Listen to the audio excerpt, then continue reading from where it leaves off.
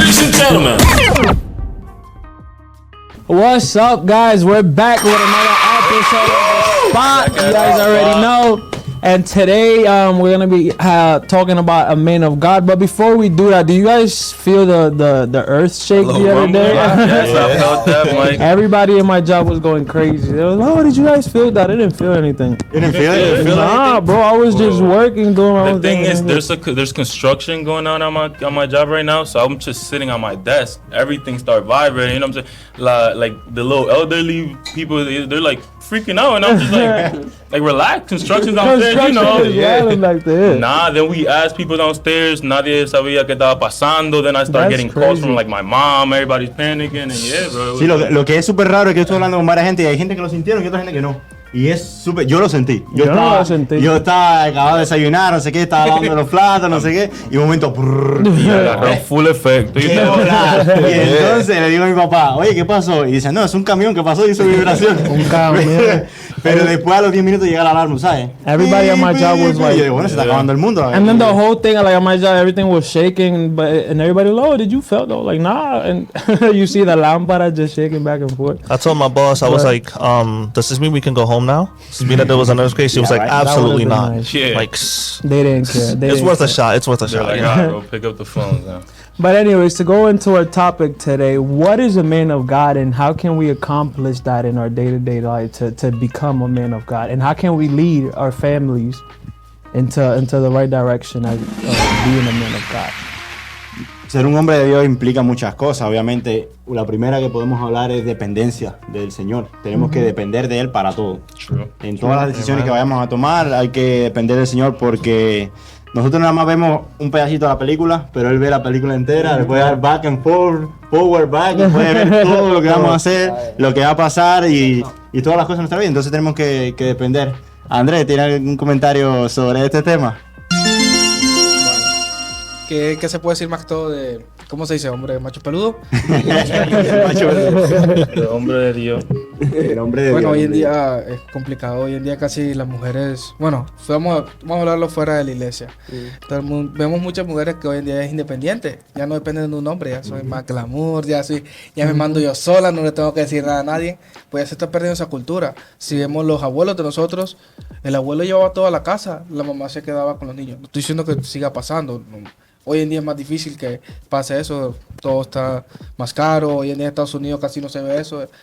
Todos trabajan por igual, todos. Yeah. Pero si vemos antes y lo de ahora es, podemos decir que se está extinguiendo la masculinidad. Perdón, por ahí.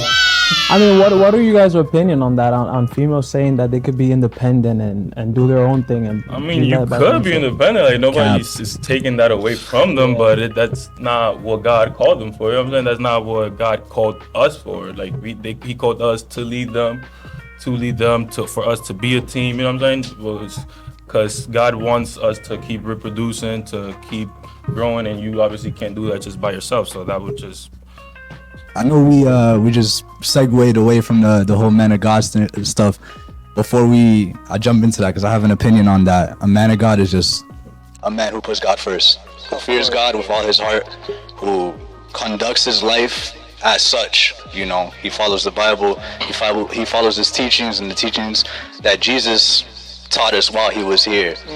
So that's my opinion on what a man of God is. It's pretty simple.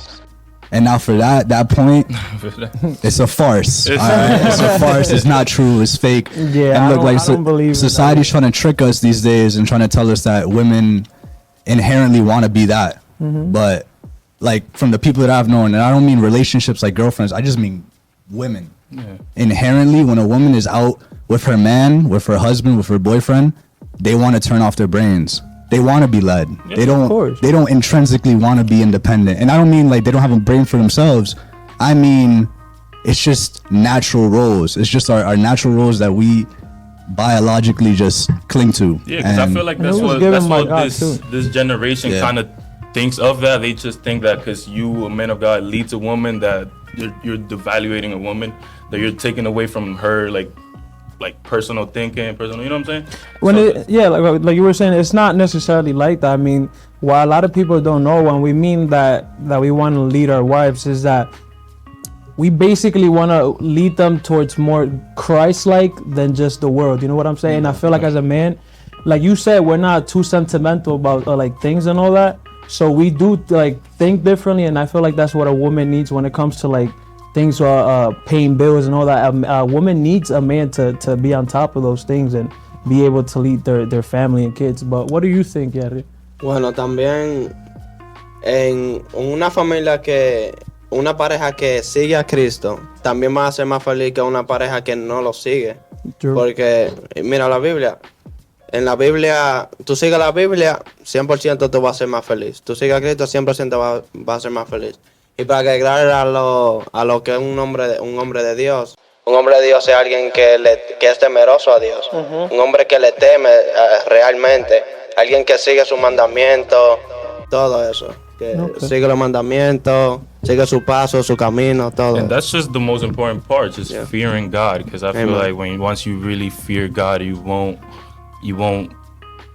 drift away from Him. You won't not like foresight your eyes in whatever the Lord wants for you. So I feel like just growing that fear in God, the knowing. But it's a fear that also comes with love. You know what I'm saying? It's not like, oh God, because He could do all of that, but for great, like He could do all. I know what you're saying. It's basically Yeah. saying like when we mean to fear God, we don't mean them to like, oh my God, like I'm scared of God.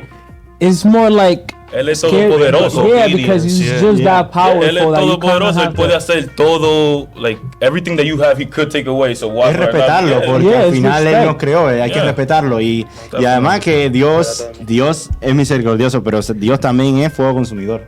Hay que acordarse. Hay que acordarse. Mucha gente juegan con la Biblia y Dios de verdad que puede pasarle cuenta por eso. That's true. And I have a quick question for you guys. How do we do you have something to say? Yeah, I I'm wanted to sorry. Go ahead, add go ahead. something. I know when people say like fear God, that doesn't mean like tremble every time you hear the name Jesus. You Yeah. know what I mean? We probably Demons should do, because you but- know the things you can do is pretty crazy. Yeah. But the way I correlate it is, to me, when I was growing up and me and my cousins were fighting on my grandmother's bed, and my grandpa came out with the belt, that was yeah. fear. That was true fear incarnate for us, right? But fear means what? It means respect. So if I fear my grandfather, that means I respect him to some degree. And if I respect him, that means I love him. So in the end, it's cyclical. So Yeah. if you fear God, you love God, or you respect God, and then you love Him, and then if you love Him, that means you fear Him, and then It's like a little wheel. You and, know what I mean? And talking about that, obedience to God is so important while being a man of God, because once you have that in you that the Lord wants you to do something for Him and to reach more people, you kind of have to do it. You know Yeah, what I'm because saying? even in John 14:15, Jesus says, "If you love me, you will keep my commandments." So Of course. that's just Him telling us, "Oh, if you truly love me, show me in the way you act and how you treat others and how you carry yourself." So that's really something to keep in mind of. Y una, Go ahead. y una cosa es el amor que uno le tiene a Dios, pero el amor que Dios nos tiene a nosotros es algo que uno ni se puede imaginar. Yeah, can't Like measure. He humbled Himself para que nosotros tengamos vida eterna. Uno siempre es beautiful. pecador. That's crazy. Muchas veces el amor que nosotros tenemos es condicional, es decir, dependiendo de las acciones de la otra persona. Pero el Señor no. Si fuera por las acciones de nosotros, tuviéramos todo mal. Porque I mean, yeah. no tenemos razón para que Dios nos ame así como Y no nos ama. importa like el pecado and for you to be a man of God, because miren, look at David. Yeah. That's one of the men of God que ha cometido the Muchísimos most, errores. Yeah. Y dice la palabra de Dios que él tenía un espacio. Era un espacio conforme al corazón de Dios. because he was a God after God's heart. That's amazing, man. But how do we lead our family as a man of God? Like, what are some things that we should have and that we should do when leading our families? Do you guys have any response to that? Bueno, si hablamos de la parte que cómo guiar la familia a través de la palabra, bueno, primero que todo, la Biblia es el manual de instrucciones de la vida. Sí, es la cosa, hay que decirla así. Enseñar primero que todo, cuando vienen los niños a la palabra, primero que todo, también, o sea, si podemos empezar a decir, si por más que uno siga y vamos a la iglesia todos en familia y todo, pero tú no le demuestras, se reúne tú con tus hijos siendo el hombre de la casa, mira, le damos esto, del ejemplo. Porque de igual manera, si lo damos en ejemplo aquí, los hombres Hoy en día no he visto casos así, pero sí que vemos el hombre, venimos aquí, alabamos, lo que sea, pero en la casa la Biblia se queda en una esquina, Yeah. nos ponemos a ver un partido y hasta que sirvan la comida. Y nosotros los hombres tenemos que ser el ejemplo en la casa porque los niños ven eso. Sí, no, sí. Por eso yo digo que también es muy importante conocer la palabra de Dios, Yeah. porque así tú siempre tienes esa propia imagen, like of you. You will always know what's true and what's wrong, because especially now with social media and everything, you never know. There's a lot of second translations from the Bible. You know what I'm saying? Like people, they'll take this one passage from the Bible and they'll make like 20 different meanings. That Yeah. wasn't really. Tengo una And pregunta. that's why it's true. ¿Qué harían ustedes si los hijos de ustedes que no sean, not teenagers, como de decir de 5 años a 14, que no quieran ir a la iglesia? ¿Qué ustedes harían? Como que tú think vayas we un just have to- Sunday y te le dices, yo, let's One go to thing, church. una cosa que that we have to understand is like we can't force them Yeah. because if you force them and you apply that pressure, you're just gonna make them not want to go. I have something to say about that. Into it You either. can't. It's not that because I'm the type of parent that it's like I think it's Joshua who said it. Like I said, for me and my house, we will serve the Lord. Yeah, you So- could. Yeah, like So I. Wait, Go ahead. Yeah, go ahead. So, but like I was saying, it's not about really much about forcing them. It's that aplicándole la palabra del Señor. No es de Yeah. que, oh no, que yo no quiero ir para la iglesia porque no, like we're gonna get up and we're gonna Kids are learn gonna- about. yeah, we're gonna worship like I understand that, you know, for me personally, like we're gonna worship, like of course, like we're gonna worship God, you know, we're gonna do everything correctly, But like I we're also gonna know be what you mean, Christian, yeah, but- it's gonna be a Christian household, but like, you know, si un día, por ejemplo, like you have to, I don't know, me personally, you have to be understanding, like si por ejemplo un día mi hijo like just doesn't feel good or anything like that, or like they just like don't have that energy, God forbid, you know, you gotta be like, listen, like okay, like I can't, because I don't know, me personally, I just feel like the more you force I it, gotta I jump feel like in. we're this. No, I know. Jump in. I gotta Go jump ahead. in. I see what you're trying to say. I understand the premise, but even if we remove our faith from it, right, our belief that Jesus died on the cross and that He rose again, I believe in the goodness of the structure of the church. Yeah, I of believe course. in the community and the purity that comes in the church and the moral compass that a young mind, that a young person can gain from going to church. For me, I can't be lenient. Not with my household. Like if my child says like, I don't want to go to church, that's tough. You know That's what I mean? tough, Like right? as long as you're unless you want to leave, unless you want to move out once you're 18, then do what you can and exercise your free will as you want. But under my roof, like who was it? Joshua, I think, said it. Who was it here that said, "Under my roof we will serve the Lord"? Like I that's think it was Joshua. No, I mean like one. I said that. I said that. Like it's gonna happen that way because I just believe in the goodness of the structure of the church. Yeah, and like I was not trying to disagree with you, but you good. more like, and I feel like that happens more to like their teenager age when they're like rebelling against their parents and all that. I feel like that's when you have to be the strongest. that like way yo, you have to- either you come to church or una pela como me decía mami. Yeah, you also have to teach them that sometimes, like, you have to, like, when you don't want to go to church. I feel like I'm gonna sound like like devil's advocate here was what I'm gonna say, but like, I feel like yeah, you have to teach them like when you don't want to go to church, like that's something that's like holding you back from going to church, and like you know you have to force yourself to go even if you don't want to. Entonces, mira, ahora que haces esta pregunta, bueno, te voy a contar mi experiencia, que es lo que mi papá hacía con nosotros. Ujú. No quiero ir a la iglesia. Sí, pasaba, yo me levantaba y decía que no quería ir. Madrugo de lunes a viernes, también el domingo. Y me dice, ¿no quieres ir? Pues te olvidas del fútbol. No me pegaba, porque para pegar menos, yo creo que hoy en día, antes pasaba, no sé, hoy, No, antes hoy pasaba llama a la mucho, policía, que bancario. no debería, pero no debería. Pero o sea, hay no. diferencia entre abuso y. Sí, o No, sea, y entre él lo Llámala- hacía. diferencia. No, vamos a la iglesia, es fácil. Vamos a la iglesia y mi papá siempre nos inculcó eso toda la vida. Era ley, bueno, no ley, pero era una gran costumbre de todos los domingos. El único día que no nos obligaba era el jueves y es porque al siguiente día hay clases, el culto de noche, ok, pero facilito, si uno obligar, pienso yo, bueno, y todavía sigo viniendo a la iglesia, pues ya estoy adulto, ya conozco podemos decir, razono, entonces ya no necesito como que me presionen. sea, La Biblia es clara con eso. Dice, instruye al niño desde pequeño. Y cuando sea grande no se apartará. Si de verdad tú lo instruyes en los caminos del Señor, obviamente, como dice José, no se puede obligar, pero sí se puede instruir, se puede aconsejar, se le puede... Yeah, y it's yo, just having that sí, foundation there. Yeah. y yo creo que, hoy por lo menos en mi vida personal, muchas veces hay veces de verdad que uno no tiene deseo, a veces uno puede estar cansado, pues, ya sea por la escuela, el trabajo, lo que sea, no tiene ánimo, lo que sea. Pero cuando tú te entregas al Señor y tú vas a la iglesia aún sin tener ánimo, es cuando el Señor más te toca y cuando el Señor más se manifiesta en tu vida. Amén. Él sabe. Really crazy. Somos humanos. Nosotros somos humanos, tenemos emociones, hay momentos que no tenemos mucho queremos, deseo de ir. ¿verdad? Pero ahí es cuando más hay que ir, porque es cuando el diablo nos quiere quitar una bendición que el Señor nos quiere dar ese día. Amén. Mira, a mí nadie me introdujo a la iglesia, ¿tú me entiendes? Yo iba porque yo quería ir, como desde los 10 años, en RD, la iglesia me quedaba como a 5 bloques. Yo iba solo en la noche, bro. Imagínate un niño caminando y yendo para la iglesia solo y viniendo tarde. No, En República Dominicana, ¿Qué edad tenías? como 10. Bueno, Eso fue... Hay un llamado. No, el que quiere, Sin el que que quiere nadie- buscar de Dios lo busca y lo Imagínese. encuentra. Solito, that's crazy. But to not deviate, I have another question for you guys. How can we how do I put this? How can we what's the first step to being a man of God? Just knowing God. Yeah. Leyendo Aceptándolo. Leyendo el How manual. would you tell it to someone that doesn't know God, someone that's like not too Va a ser much? difícil, pero se puede.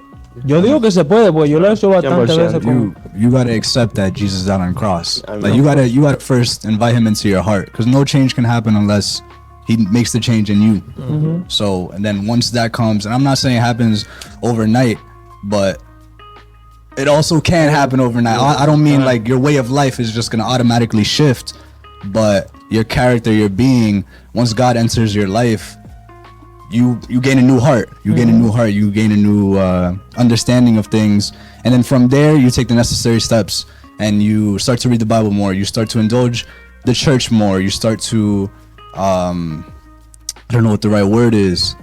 Revolve your life around God. Around God, And then, of but course. to answer your question, the first step is to accept that He died on the cross, that we are sinners, and that He was innocent when He died on that cross. That's the first step, I would say. What a great Y el camino no va a ser fácil. Vamos a tener muchas como batallas cuando uno camina con Jesús. No va a ser fácil. De hecho, algo gracioso que mucha gente cuando viene a la iglesia se convierte y dice, oye, como que ahora me va peor, ¿no? el diablo tratando de Ahora que sacarte viene del camino. más. Ahora Porque que viene la él sabe el propósito que tiene contigo, el Señor. Y entonces, el diablo va a intentar sacarte del camino, te va a desanimar. Oye, yo he hablado con mucha gente que el día del domingo se le rompe el carro, se le poncha una goma, la luz no prende.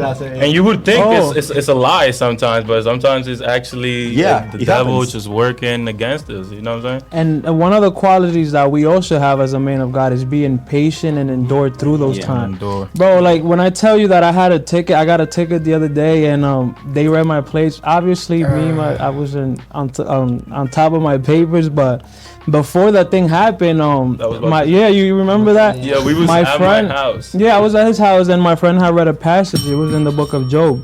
Amen. And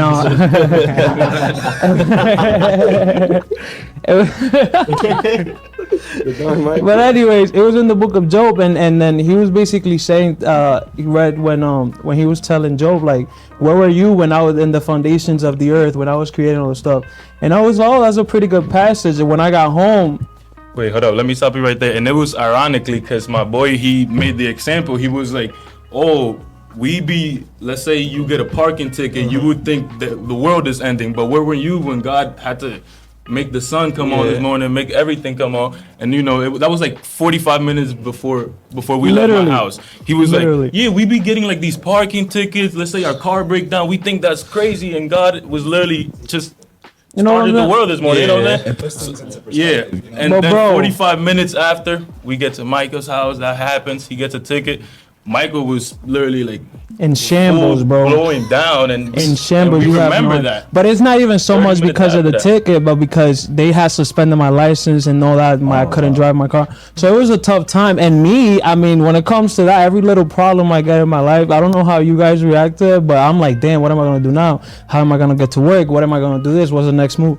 And I was just like, yo, nervous as heck. And then my friend told me, he was like, hey, what I told you, where were you when God was creating the earth and in the foundation of the earth? Where were you when God was doing that? So I understood it right there and then that we can't really mess up, like, como te digo, we can't really add to God's plan. Like, we have to, through those times, we have to maintain Just faithful and trust. Because I can tell you from experience, that time I was scared. I don't even know. And not because of how serious the problem was, but because I have to get to work and I have to, you know what I'm saying? Travel, and I have to get out of my car every day. So it was just a moment of like weakness there, but then that kind of brought me up and brought me like hope when my boy was like, hey, look. Bueno, ya que Ahora estamos hablando de bigger than weakness, ¿qué cosas nos impiden ser un hombre de Dios? Yo empiezo diciendo que el orgullo, ¿no? El Es algo que orgullo. mucha gente tiene, What? mucha gente les pasa y es difícil de luchar. Y El orgullo, y yo creo que también la forma como nosotros vemos a las mujeres, ¿no? Que la codiciamos mucho. flesh, Entonces, we have to be careful with those temptations as well, because a man of God should be strong in that and, you know, be Yo faithful. siento que I feel like our pride gets in the way of a lot of our plans that God may have for us, because we're so stuck up on the fact that we want things to go like our way, not realizing that when you give your life to Christ and when you put those plans into His hands, you know, He's gonna make a way for you to be 10 times better than the plans that you originally had. You know, you have to understand that there's a purpose for everything that God allows in your life, you know, and being a man of God is understanding that, you know, you have weaknesses that, you know, you may not realize that you have, but, you know, God may see that you have, and like those weaknesses can impact the glory that you can bring in testifying and showing others the love of God, you know. So you have to really understand that you have a lot of weaknesses, you have a lot of habits that God knows about, and you know, when you let go of that pride of, you know, being who you are from before, because I've seen people be like, oh, you know, you ever have someone be like, oh, this is how I am and that's how I'm gonna always be? Like, those type of people, like you encounter those type of people that accept who they are, not realizing like, yo, like that's such a negative tactic of yours, like, you know. And cuando tú le das todo eso a Dios, those bad habits and everything, and you let go of that pride and everything, it becomes better for you, because you realize that the change that you have, like the change that you can get through God, is a blessing, not just for yourself because you become a better man of God, but it shows everyone the type of person that you are, and it shows that when you let God into your life, He can change a person no matter what they've done in the past. And no, sí, no es verdad lo que dice eso. Yo iba a saltar para otro tema. Si quiere hablar, yo hablo de la oh tentación. no, I was just gonna add a little bit to what he said, that that's what a man of God does. A man of God surrenders in every aspect of his life to Him. And not just that, but when a man of God, and I'm talking about us right here, when we have these plans that we want to accomplish in our life and these goals, I feel like the first thing we should do, even before we put those plans into action, is talk to God about it. Hey, Give it look, to God, God. this is what I'm trying to do, and this is what I accomplish in life. If it is your will, I want to do this. You know what I'm saying? I feel like a man of God looks for God's answer first, and then acts upon what he wants to do, and I just feel like that just Yeah, how it it's should building be. up on discipline. Yeah, understanding that, you know, I was having a conversation with my manager recently, a couple of days ago, because we've been having like a lot of changes and everything in the company, and I was like, man, like, if only like things would go my way, like how I see things and everything. But like, I thought about it, I retracted that statement, and I thought about it. I'm like, yo, like, that could be harmful, because like maybe my way won't work out for everyone else, you know. And that's the same way like with God sometimes. Like, you know, sometimes my way might get in the way of, you know, God using me for His glory. Y también tenemos que estar dando la gracia a Dios por todo lo que Él nos da y por todo lo que Él nos quita. Amén. Le voy a leer un verso de la Biblia en Efesios 5, que da en el 20. Dice, dando siempre gracias por todo a Dios y Padre, en el nombre de nuestro Señor Jesucristo. Ahí mismo lo dice, darle gracias a Dios por todo. And that's Even another the quality bad. of I'm sorry, I being didn't a mean to man cut you of off. You God. can go No, ahead. you're good. I'm Oh, just saying that's one of the quality of being a man of God, to to do that. Be grateful, and also be grateful for the bad stuff. Be grateful for the stuff that happens that you know irritates you or something like that, because there's always a lesson to it, and that's why God tells us to be like patient and understand, like patience, because like when you have that, you learn to like think, like reaccionar mal paso, like react slower when things like go wrong, and you learn to analyze it, and you're like, okay, what is God teaching me? And through that, there's a lesson, and it glorifies Him. And just really remembering that He sees the whole picture, you know, and like that's huge, because you really only see what's in front of you, what you could only know. God already knows the beginning to the end, everything that happened or will already happen, and that's just magical. Because if I knew that, I would just.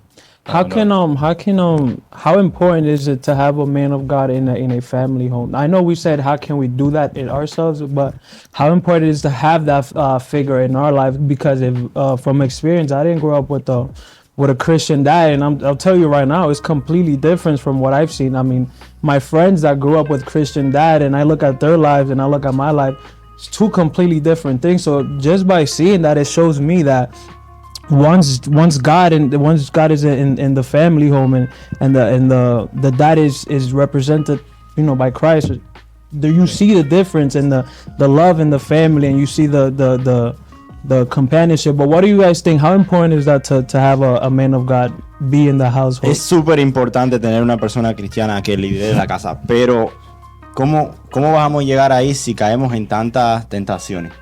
Eso es un tema que los hombres hoy en día pueden ver en lo que vemos, en lo que tocamos, en lo que escuchamos, ya sea música, redes sociales. Ahora mismo muy fácil hacer cosas que no debemos ver. Y entonces hay que tener cuidado con lo que vemos, lo que oímos, lo que hablamos. Todo eso influye para poder ser un hombre del Señor. Porque cómo tú vas a estar predicando y cómo tú vas a tratar de liderar una casa cuando tú no eres un ejemplo. Exactamente. ¿Y ustedes qué piensan, Jerry? What do you think? Like how important it is to have a figure in our home to lead us to Christ? Yo creo que es muy importante, por una de las razones que si tú tienes a alguien que te pueda instruir en la palabra de Dios, a alguien que te pueda como llevar, como a leer la Biblia en la noche, a enseñarte a orar, porque hay muchos niños o jóvenes que no tienen a un padre que le enseñe a cómo orar o cómo leer la Biblia, entonces lo tienen que aprender ellos mismos. What do you think? Si vemos una figura paterna en la casa, disculpa, te voy a traer un poquito. No, problema. Te voy a traer el tema del ticket. sí. Te enojaste, pero digamos una figura paterna, pues si tú eres varón, vas a ser, Dios quiera, padre en el futuro. Te enojaste, puede que también la vayas a agarrar con el niño o niña o lo que sea. Uno en un momento, mira, voy a traer varias cosas. Uno trata de resolver, uno quiere hacer por sus propios medios. Quizás te pasó algo más allá de lo que pasó otra cosa. Uno quiere resolver todo, pero al final ya Dios sabe el propósito de las cosas, pero no lo sabemos.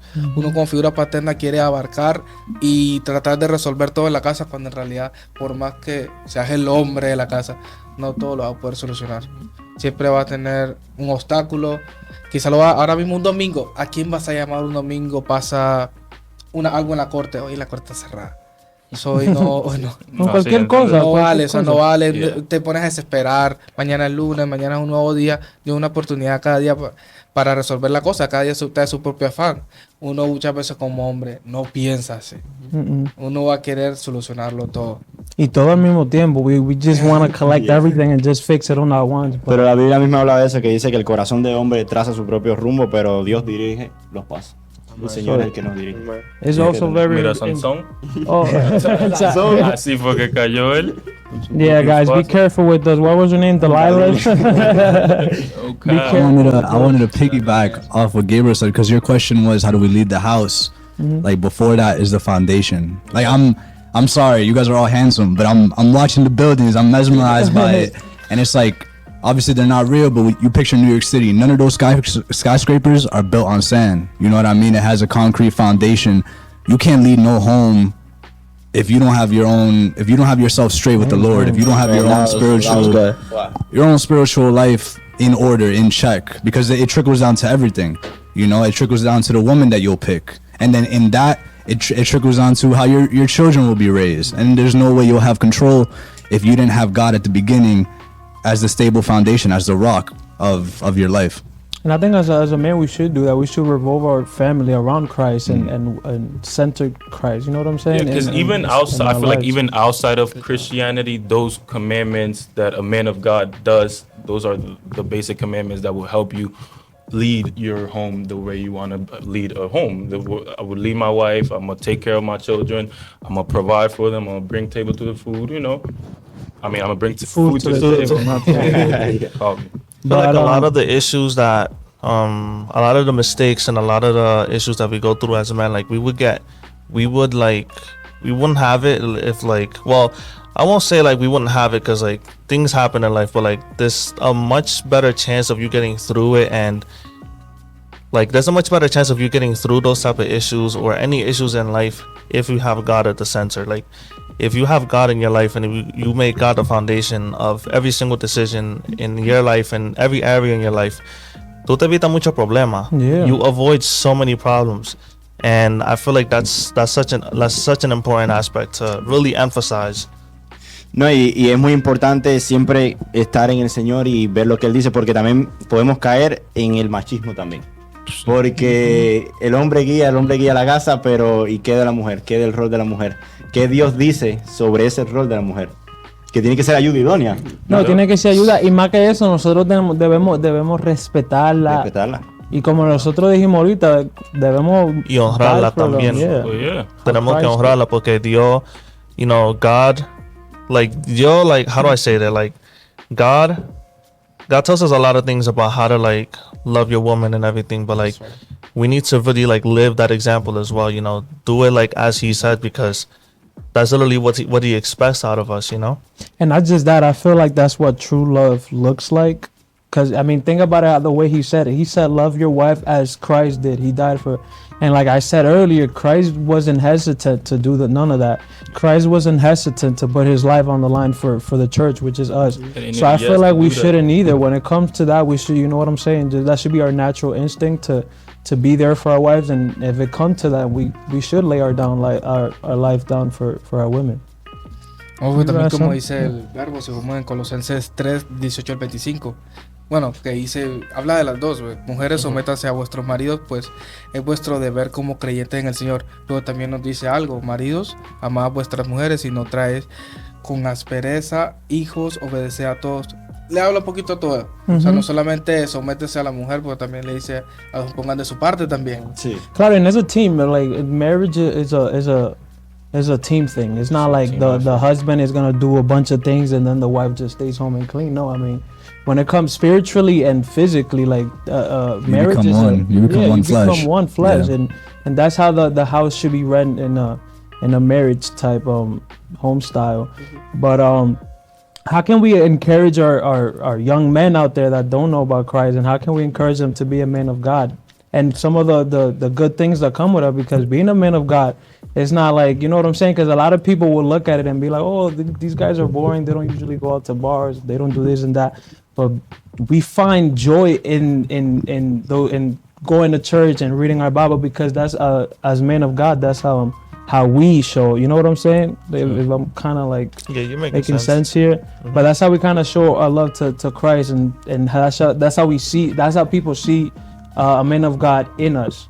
When they see those things, that they don't see us going to bars and they don't see it being part of the world, but more centered Christ-like. Nah, and there's an honor to it. You know what I mean? The way that we conduct ourselves. Yeah. There's a lot of, you know, little girls out here who expect something, a certain version of a man. Like he should be drinking, he should be smoking. But true women, they cater more to us, actually. Men who can sexually restrain themselves, men who can control their tongues, men who show restraint in every aspect of their life. And if you have a dedication to God, you have a dedication to every aspect of your life. So what is that going to show, you know, the women around? They're going to be like, okay, if he has this sort of dedication to this aspect of his life and this aspect of his life, how's he going to treat me? And in turn, you just become more attractive. So if our goal is to find a wife, if we follow God and if we act accordingly, it just becomes that much more simpler. And that's not the point of becoming a man of God, to course. find a girl or to get girls. But the point is, if the question is, how do we get more girls? Or how do we find a wife? Acting accordingly, acting like a man of God. Sí, y con eso mismo de actuar correctamente viene una cosa que es lo que dicen por ahí en el mundo, el body count. El body. El macho man tiene varias mujeres. Y entonces, ¿cómo quedamos haciendo un hombre de Dios con eso? Eso está mal. Eso está malísimo. Por eso que la Biblia dice que se guarden para una sola persona, que eso es un regalo de Dios que nada más se salva por una persona solamente, ¿no? Entonces, yo lo que no entiendo cómo mucha gente quiere una esposa que sea así, que tenga estas cualidades, But que they sea don't buena. keep that Entonces, themselves. ellos andan acabando por ahí. Now you're just a hypocrite. Yeah, like that. Es como digo yo, no puedes querer una Esther y una Jezabel al mismo tiempo. Tienes que saber lo que tú quieres y luchar por eso también. Ser una persona que la otra, ser algo valioso por lo que la otra persona lucharía también, ¿sabes? Porque quieres que ella luche por ti, pero tú no por ella. ¿Cómo es la cosa? No, y uno tiene que poner su parte también, no solamente que la mujer que viene, uno como los hombres tiene que poner... Pero Solomón tenía 700 esposas. Salomón. Sí. No, pero es un caso aparte. No, pero ya yo creo que en eso... Tenía que chequear, bro. Antiguo Testamento. El antiguo. Estamos en el Sí, pero nuevo. así hoy en día. Bueno, en unas religiones, religiones se puede decir, los Sí, árabes, yo creo que sí. ciertos lugares que todavía lo están practicando. Yeah, that's crazy. Pero yo no creo que, para mí, con todo respeto, ¿son felices? No creo. No creo. ¿Son felices? No. Yo creo Tiene que para... sí. No, continúa. Creo que para un hombre ser feliz en una relación tiene que tener una sola mujer. Amar a una sola. No di que tener varias, di que una en Newark, una aquí. ¿Me entiendes? No, así no se puede. Y eso un honor, like that's a very honorable thing. A man who can like control like his sexual like desires and everything, and not go after every woman you see. Like women look at that and they're like, man, like, because they understand. You see society, Especially in this generation, I feel like that's a Yeah, flex. like So you all of this like temptation. you just see it blowing at everywhere. You see it everywhere, and it's like not everyone you see all the women out there, you know, not dressing modestly and everything, and it's like to be able to like say like, oh, like this amount of women like don't have access to me, like you're not fazed by it, you're not going after every woman that you see. It's like that's a very honorable thing, and women want that. Women look at that and they feel it gives them a sense of security, you know, because they're gonna be like, listen, like I know he's not gonna like do something crazy like that, you know, like in a relationship. And can we talk about these young people out there just looking for satisfaction and all that, and not looking for like, you know what I'm saying, for what we're designed to do, which is marriage and lead a home? Because I feel like that goes back to what you said. It's just patience. You know what I'm saying? They can't wait. They want pleasure right now. They don't want to wait to see the final end game of what God, you know, of what God prepared for you. And That's they're why I just say rushing obedience, into it. man. Yeah, Obedience is so and important to discipline. Christ. It's- Dominio propio también. And dominio Porque propio. la carne al final siempre nos va a tratar de jalar, pero siempre hay que recordar la palabra. Y pues, es como una balanza. Si tú estás bien con el Señor, es más difícil caer en tentación. Si estás mal con el Señor y estás más en el mundo, es más fácil caer en Más tentación. Entonces fácil. tienes que estar conectado todo el tiempo. Porque si no va a llegar un punto que vas a caer en la tentación. Mhm.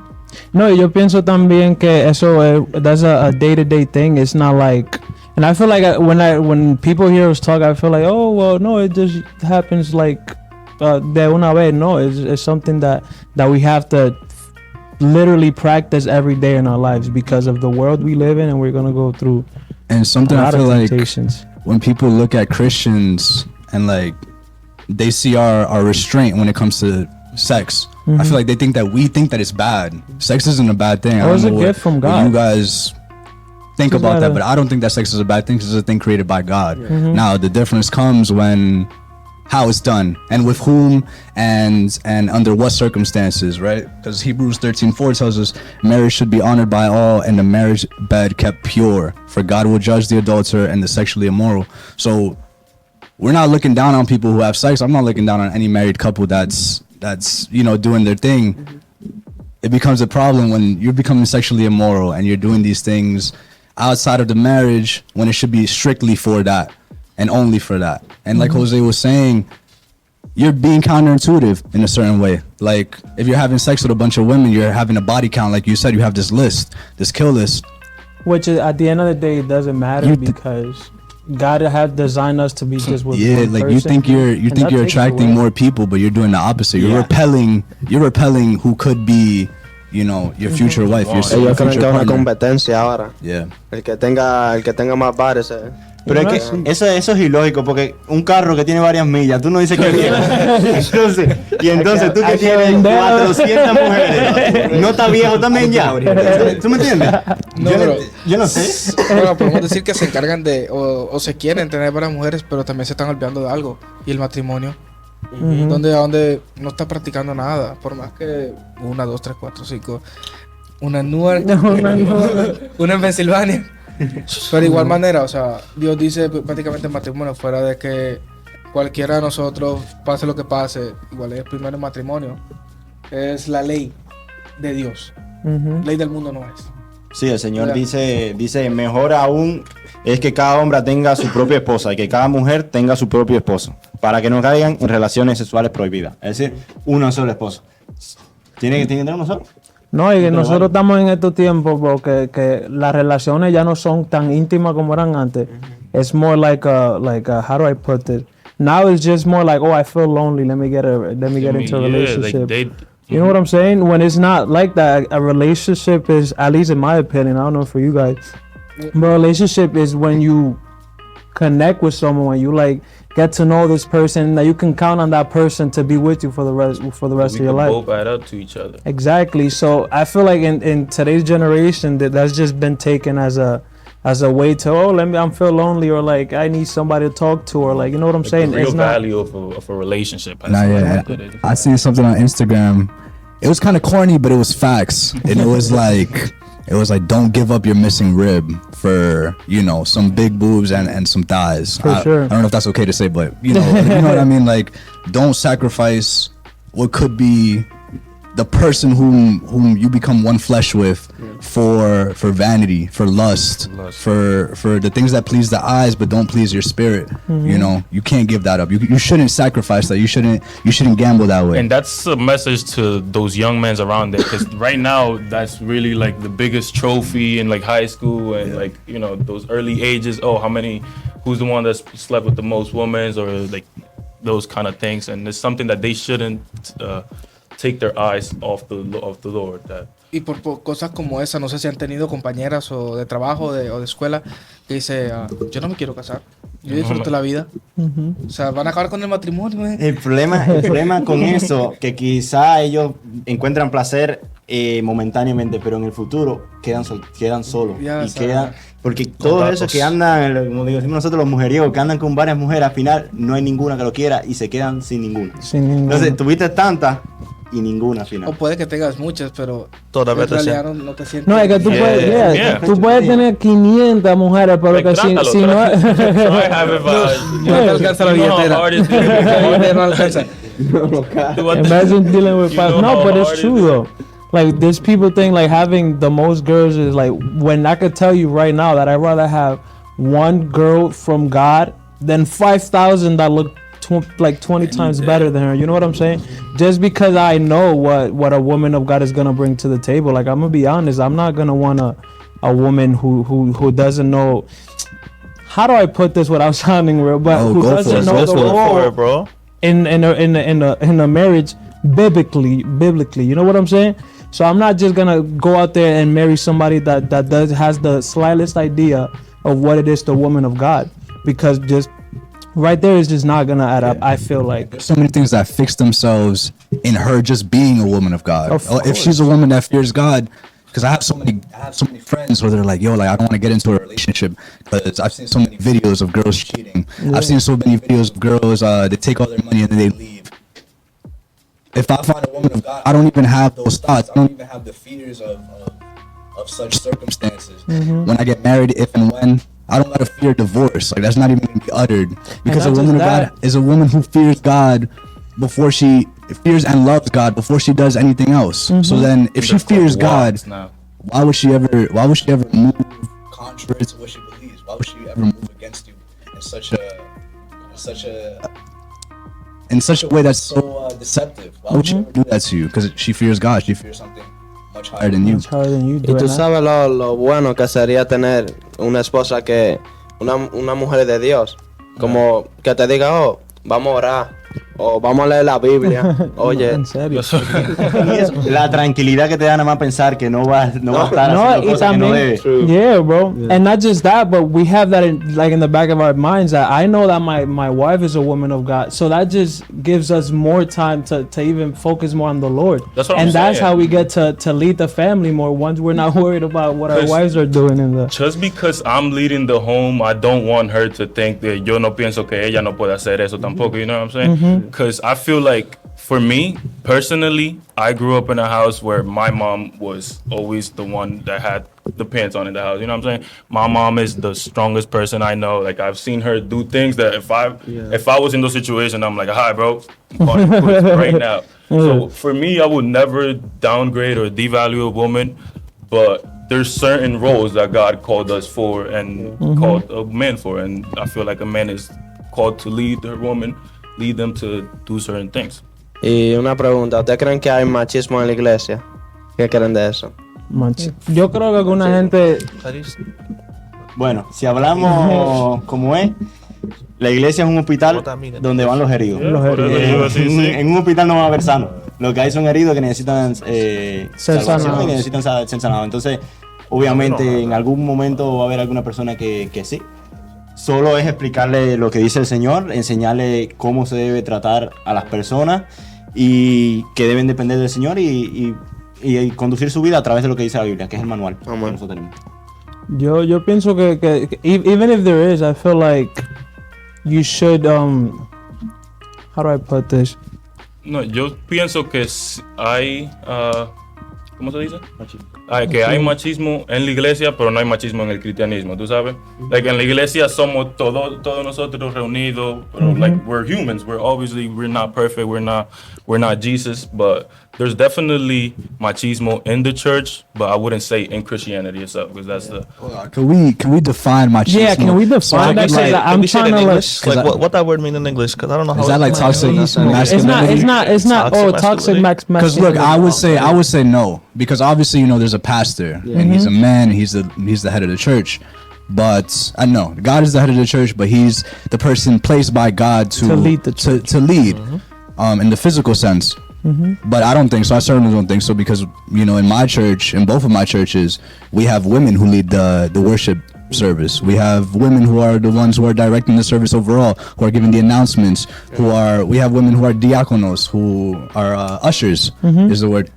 So I don't think that that there's machismo in that sense, because I feel like women and men play their roles at church, and I don't feel like there's any real competition between them. But that's maybe your guys' churches are different. Maybe it's strictly men. No, I mean like conducting definitely things. in God's structure for the church, there's no machismo, but in the world church right now, obviously I feel like there is machismo. Like I just feel like they interpret. I feel like some of them just, and I'm not talking about our church, but I feel like in the world they interpret the what they read in the Bible and kind of make it their own. So when it comes to machismo, I feel like there's a bunch of guys that would read that and be like, oh no, my wife have to do what I say, and my wife has to do this and that. So it depends how you read it and interpret it. I mean, obviously. That's not what it means when you have to boss your your wife around, but some people would read it and be like, hey, yeah, that's what it says. And Y ahora que me viene a la mente, ¿qué ustedes creen de la idea esa que los hombres no tienen sentimientos? Porque esa es una idea del machismo ahora, que son fuertes, que no le afecta nada. Hay sentimientos, lo que uno le gusta demostrar. demostrarlo, yeah. Pero un hombre verdadero llora. Claro que un hombre. Bueno, Jesús lloró. Jesús mismo lloró. Yeah. Pero yo creo que el hombre tiene sentimiento. Lo que pasa es que algunas veces when we do show that, it's like a lot of people see it as weakness. Oh, like look, he's crying, but I don't know. They're just feelings. Like, el hombre llora, si tiene que llorar. El mundo dice eso. El hombre no debe llorar, pero Dios no dice eso. No, Dios. Sí, I feel like for me, like that's something that when it comes to showing your emotions and everything, like we all say, like it's okay. Us as men, like it's like he said, like it's expected of us to like be these like I don't want to say nonchalant, but just more like, I guess I'll say it nonchalant, like you don't show your emotions, you're always like that, but like I think that's something that in a Christian marriage and a Christian relationship, like you never have to worry about, because a woman of God will. Because the thing is, for me, a lot of men don't show their emotions because women in the past that they've dated have used those emotions against them, especially in arguments.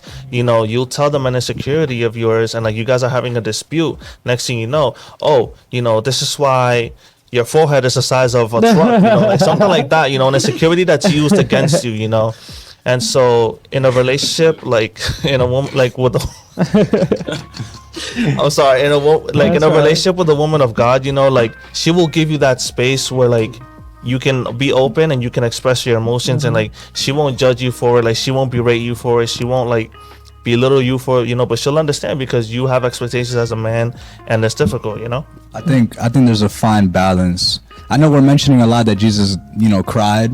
But let's also understand the context. Like, it's not like Jesus was crying because, you know, right? because he stubbed his toe, you know, something like his friend died. You know what I mean? So there was realness, there was context to it. And I know that that society as a whole expects us to be a certain way. But I also think we should just expect for ourselves to just be strong. Because what society does a lot these days is tell men, indulge your feelings. Indulge these sporadic angers that you may have. And then what does that lead to? It leads to the guys who got bullied, and then they end up becoming school shooters. Because every single person told them, yo, indulge these feelings that you're having. That leads to the people who can't control their hands. They can't keep their hands to themselves. You know what I mean? So it should be a fine line of being able to feel these emotions, but also let's be strong. You know, let's not be weak, because then we can't be expected to lead a household if we're just gonna be weak after every inconvenience. You know what I mean? Like, we have to be strong in ourselves and our faith, physically, in every aspect of our lives. We should be and strong. kind of to stay in topic too, I feel like a man of God should humble himself before God. Yeah. It's not like it's like, oh no, well, I got this and I'm gonna do this, and you know what I'm saying? Like, put all those like the pressure on top of you, thinking because you're a man you have to carry on with all the responsibility, when in reality what a man of God should do is just bring it to God and watch how your problems just, you know what I'm saying, just start disappearing little by little. So it's important to definitely be a man of God when it comes to leading a family. I feel like you can't lead a family in the right direction not knowing God. You know what I mean? Like, you can't, I mean, you could, it's not like It's I'm just telling you from like, I've seen it like in my life too, bro. Like, it's not like I'm just saying these things. Like, I know what it is to grow up without a Christian dad, and I also know what it is to have a Christian dad through my friends, because I've grown up with most of them, and I see the difference. Like, God genuinely, like, se manifiesta en una familia que el hombre se dedica su vida entera para la familia y para Dios. So there's definitely a difference there between like being a man of God in the family and not being a man of God. You could definitely see the difference for sure. Even like the way you grow up with the Christian dad, True. You already kind of have the knowledge of who's God and who's Jesus. If you're not, you kind of have to figure that out on your own, and that's what I kind of went through too. Me, like, and looking for my walk with God. It's not like my dad told me like, hey, look, let's go to church on Sundays and Garrett. No, it was not like that. I mean, my mom did that, and I'm very thankful for her. But having a parental figure in the family, especially a man, is very important to lead a home. I don't know if you guys want to come. Because the importance of a man, I say, in this society, it's like it's beginning to be undermined. But the importance of a father is so hilariously important, because for a young boy, your father is like your first role model. It's like your superhero. And for a girl, your father's your first love. You know, so these days we want to encourage hookup culture, and what does hookup culture lead to? Single parents. It leads to just one person households, and that's super dangerous, because then, like you said, you don't have that example, you don't have that guide to like pave the way for you to follow in someone's footsteps who believes in God. So I think it's very, very, very important to know how to lead a family and know how to do it with, you know what I'm saying, as God as your background. You know what I'm saying, through Him and center. But So yeah, guys, No, but definitely I feel like a woman should definitely help uplift the guy. It's just in their faith. I see in our passage, Genesis 2:22-24, que dice, de la costilla que le había quitado al hombre, Dios el Señor hizo una mujer y se le presentó al hombre, a cual exclamó, esta sí es bueno de mis huesos, esta sí es hueso de mis huesos y carne de mi carne. Se llamará mujer porque del hombre fue sacado. Por eso el hombre dejó a su mujer y a su madre y se une a su mujer. Y los dos se funden en un solo ser. And that's just great, bro. Because God made the woman out of one of our ribs just for them to help us bring them closer to us. And another thing, a man of God is hardworking. We can't be lazy, guys. We can't. Yeah. Ahí es lo que yo venía a decir, porque yo digo, ahora está la teoría esta, como dicen ellos, quiéreme como soy. Si soy vago, Si soy vago, me nada, tiene que creer así, quiéreme ¿no? igual. ¿Qué tú crees de eso? No, yo pienso que eso no funciona así. Yo pienso que si usted quiere una relación que te dio, va así, que se manifieste Dios, tú tienes que levantarte todos los días con la aspiración de ser una persona mejor y que agradable a Dios. No, y que hay que trabajar para eso, porque Of course. todo lo que cuesta es lo bueno, porque todo lo que viene fácil se va. Fácil se va. I wanted to say, Seguro, ¿verdad? Tienes que trabajar. I wanted to say que one thing when it comes to being a Christian man, you know, and like when you're looking for a wife and everything, you have to, how do I say, you have to reciprocate what you want. You know, so like you have to like also be, so like if you have these expectations in a woman and everything, you also have to understand that she's going to be expecting those things back from you as well. You know, it's 50-50, well, not 50-50, 100-100, you know, and you guys have to, you know, as men, we have to understand that, you know, we have to also give what we require, you know. And what we're we're looking expected for. to. We can't just expect our wives to respect us and be there for us when we're not doing Well, that. we're not, So- yeah, exactly. So it's also so very important to be there for your wife as well. I feel like that's one of the qualities of a man of God too. We should be able to sit down with our wife and listen to her problem and what she has to say. I mean, who knows? Sometimes we come up with great ideas of how the house should work, but we should always have our ears open to what our wife have to say, you know? And what's her take on that and what's her opinion on things. And I feel like that's how you kind of balance a marriage out, when you ask for each other's opinion and you tell them, oh, look, so what do you think about this? And Yeah, that's how just having those little insights on everybody. Comunicación. Necesitan comunicación. comunicación es importante Lo también. que no se habla no se entiende. Y eso mismo va con Dios también. La comunicación, lo que no va no se entiende. So, tú tienes que, como un hombre de Dios, tú deberías just estudiar la palabra a lot, just so Yeah, that que tú dive into puedas the word too. lead tus hijos y tu mujer in that right way. Because si tú lees una palabra que tú no entiendes, ¿cómo tú vas a poder decírsela a tu hijo o a tus like significant other and throughout the days?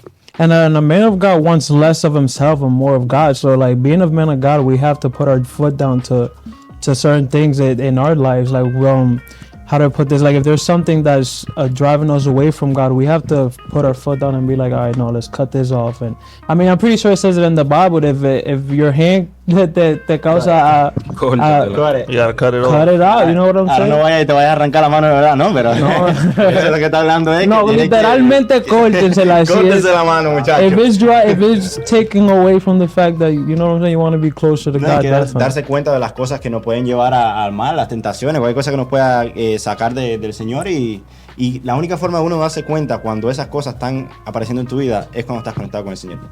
Mira, si tú eres, como dice la Biblia, si tú eres tibio, no te vas a dar cuenta, te vas a ir alejando hasta que ya no hay... But don't think just because you guys are men of God or that because we are a men of God, we can't fall into temptation. You definitely could. Yeah, we will definitely fall into temptation. We could and we definitely will But- again, but that's how it says in the Bible. A righteous one is the one that gets up again. So it's, Perdón. Pedir perdón es una de las cosas más importantes. Pedir Yeah. perdón, no di que seguir cometiendo el pecado una y otra vez. Ahí tú tienes que tratar de como de alejarte más de ese pecado. and get closer to Yeah. God. Es que mucha gente que lo que tienen es remordimiento, no arrepentimiento. Sí. Hay diferencia. Y para agregar eso, o sea, explicarle también a los que no conocen de Dios es que Si más cristiano, entre más vengas a la iglesia, más fuerte la lucha.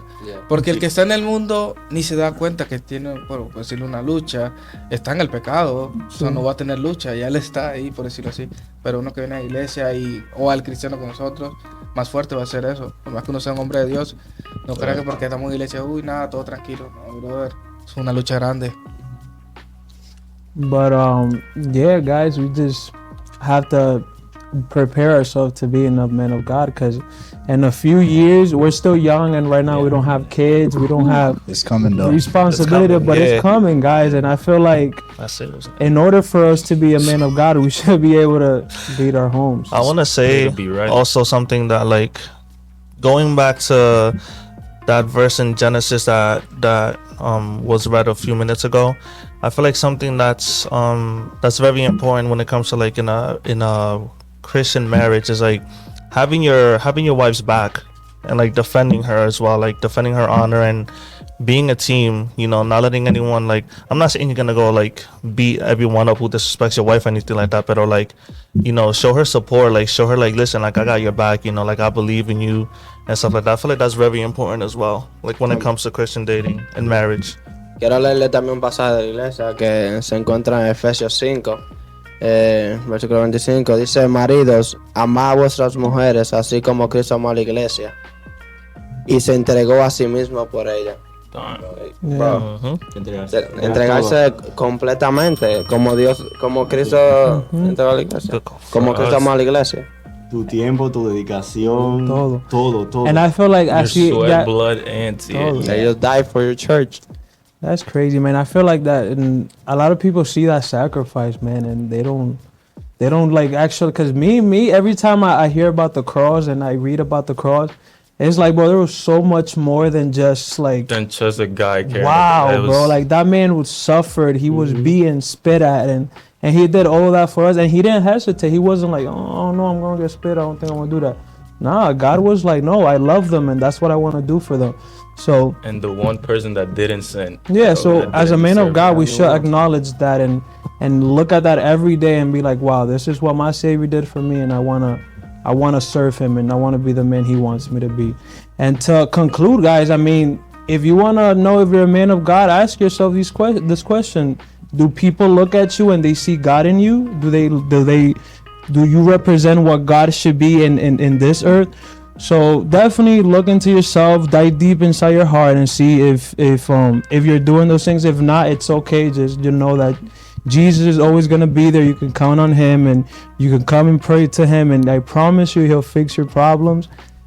And just believe, man. And I think that concludes the episode for today. I'm happy to be with you guys again, and until the next one, right? Likewise. Likewise.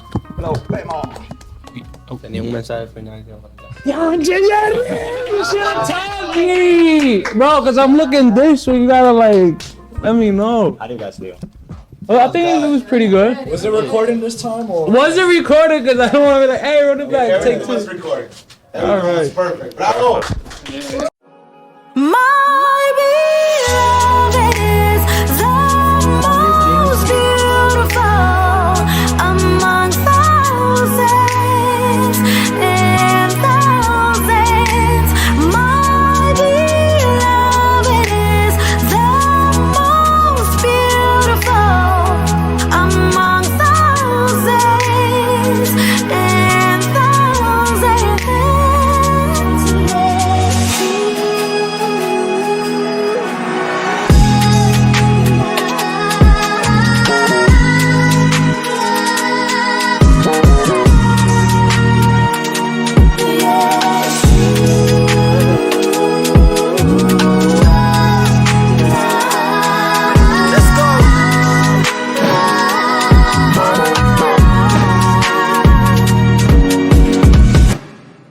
Y le dejo con el último mensaje: sierva, si no tiene nadie, peínese, sierva.